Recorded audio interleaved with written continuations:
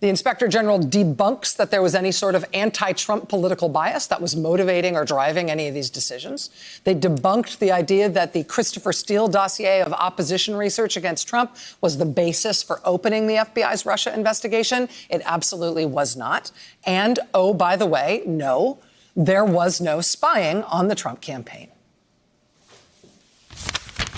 So you're not suggesting, though, that spying occurred? I don't, I guess you could, I think spying did occur. Yes, I think spying did occur. Spying did not occur, according to the Justice Department. Justice Department's Inspector General report came out today, concluding definitively that the Trump campaign was not spied on. Which you would, I mean, given the seriousness of the allegation that the Trump campaign was spied on, given the fact that the Attorney General made that allegation, right, while giving sworn testimony in Congress, that he threw that out there, now that his own Justice Department has concluded, no, they weren't spied on. Under normal circumstances, that would be the occasion for the Attorney General to resign, right? From having thrown out an allegation that serious, that grave, with no reason for doing so, and then being disproven. Under normal circumstances, a senior government official having been caught out that badly on something that serious, you might expect a resignation.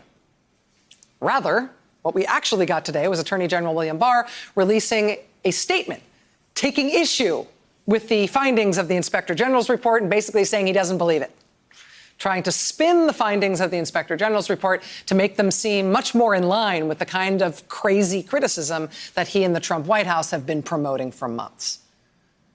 It's like when the Mueller report was completed, but we couldn't see it yet. And William Barr put out his report saying, well, I've read the Mueller report, and trust me, it's awesome for Donald Trump.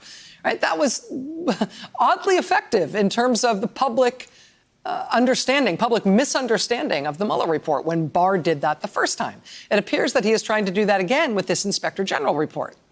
Right? This Inspector General report debunks all the conspiracy theories about the Russia investigation. Barr has nevertheless put out a statement saying, well, as far as he can tell, none of that's right.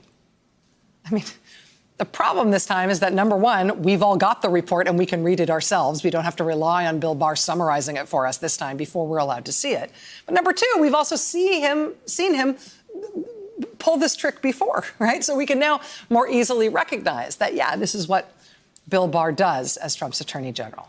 Him putting out a statement today dissenting from the findings of the Inspector General of his own department, we now know that's an important story about Bill Barr as Attorney General and about how devoted he will apparently remain to whatever fake exculpatory theory he and the president are promoting about the behavior of the president and even that of his campaign, including all the guys who are under indictment or already in jail. I mean, tells you something about William Barr as Attorney General. But we now know better than to expect that his statements about things like this tell you anything about what's actually in the report. Hey there, I'm Chris Hayes from MSNBC. Thanks for watching MSNBC on YouTube. If you want to keep up to date with the videos we're putting out, you can click subscribe just below me or click over on this list to see lots of other great videos.